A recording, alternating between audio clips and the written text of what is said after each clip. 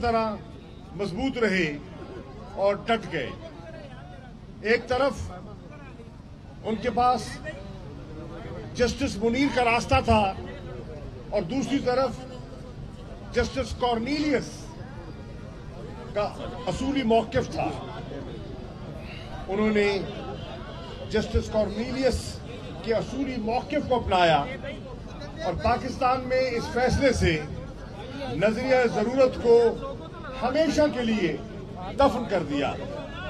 इंशाअल्लाह उनके फैसले के बाद आज इलेक्शन कमीशन ऑफ पाकिस्तान ने नोटिफिकेशन भी इशू कर दिया है और 14 मई को इंशाअल्लाह पंजाब में इंतखाबात होने चले हैं। खैबर पख्तूनख्वा में इंतखाब होने चले हैं और उसके बाद हमारी ख्वाहिश और कोशिश होगी कि सिंध, बलूचिस्तान और मरकजी जो नेशनल असेंबली है उसके इंतखाबात भी जल्द अज जल्द मुनक्किद हो सके ताकि मुल्क बेसूरत हाल से बाहर निकल सके। सियासी जो अदम इस्तेकाम है वो खत्म हो, इस्तेकाम हो, ताकि हम मईशत की बहाली की तरफ तवज्जो दे सके। आज सारे पाकिस्तान के हर शहर में लोग महंगाई की चक्की में पिस रहे हैं। पाकिस्तान की 75 साल तारीख में अफरात ज़र ने वो हद नहीं छुई जो आज छू रहा है। आज आप देख रहे हैं कि आटे की लाइनों में खवातीन धक्के खा रही हैं, बहुत सी अमवात हो गई हैं। आप देख रहे हैं कि फैसलाबाद जो टेक्सटाइल की सनत का मरकज था, आज वहां बकौल एप्टमा के वो टेक्सटाइल की सनत का कब्रिस्तान बन गया है।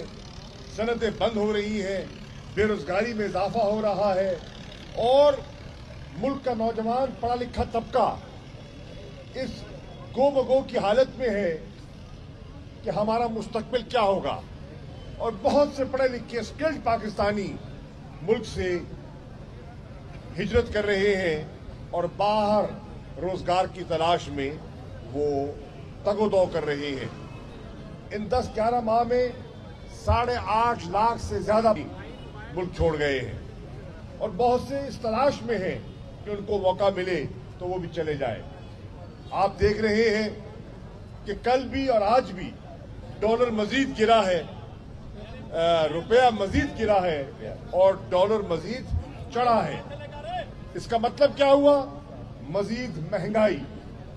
ये आप देख रहे हैं कि जो तेल की कीमतों में इजाफा हुआ, जो हमारी यूटिलिटी बिल हैं उनमें जो इजाफा हुआ, उससे आम शहरी की मुश्किलात में बेपनाह इजाफा हुआ है। इन हालात में हम सब की जिम्मेदारी है, जितने यहाँ तहरीक इंसाफ के नजरियाती कारकुन, खवातीन व हजरात, नौजवान, यूथ के, ISF के नौजवान मौजूद हैं। मेरी सबसे गुजारिश है कि आप अपने अपने हलकों में, अपने अपने यूनियन काउंसिल्स में, मोहल्लों में फैल जाएं।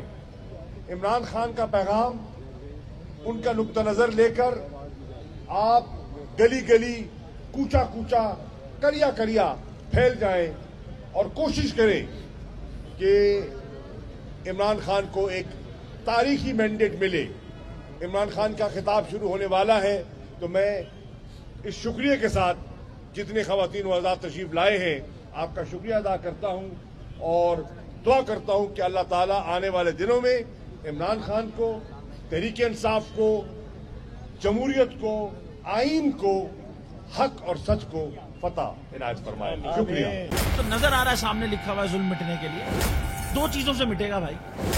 एक, अदल की कुर्सी पे जो लोग बैठते हैं ना, वो अदल के हिसाब से फैसले करने लगे। दूसरा, कौम निकल खड़ी उस जुल्म के खिलाफ, तो जुल्म खत्म हो जाएगा। या इन दोनों में से कोई एक चीज हो जाए या दोनों हो जाए। अगर 420 का मुकदमा था, उस वक्त अदलिया में जो लोग बैठे हुए केस देख रहे थे वो पूछते ना, यार चीट हुआ कौन है? जब उनको दिखता कोई चीट नहीं हुआ, केस खत्म कर देते। तो जालिम जुल्म कर ही नहीं पाता। 9 जजेस ने नोट बिफोर किया मेरे केस को, यार 1.5 साल चला। शख्सी जमानत का केस, सेम केस इस्लामाबाद में कर दिया। एक ही इल्जाम पे 2 केस हो नहीं सकते भाई। मतलब 60 दिन का वक्त होता है, 102 दिन के बाद मैं जीत गया, केस बरी हो गया, 102 दिन के बाद अपील फाइल की, एक्सेप्ट कर ली। नहीं करते ना एक्सेप्ट, खत्म हो जाता ना जुल्म यार। भरी अदालत में मुझे बरी कर दिया, फिर पता नहीं क्या हुआ 2.5 घंटे बाद का नोट बिफोर, मैं नहीं सुनता ये केस। खड़े रहते अपने फैसले पे, मिट जाता जुल्म। अल्लाह ताला ने बिठाया इस इन कुर्सियों पे इनको यार, ये अल्लाह ताला की तरफ से फैसले करने हैं। तो या तो ये फैसले आएंगे, जुल्म मिट जाएगा, या कौम खड़ी हो जाएगी जुल्म के खिलाफ।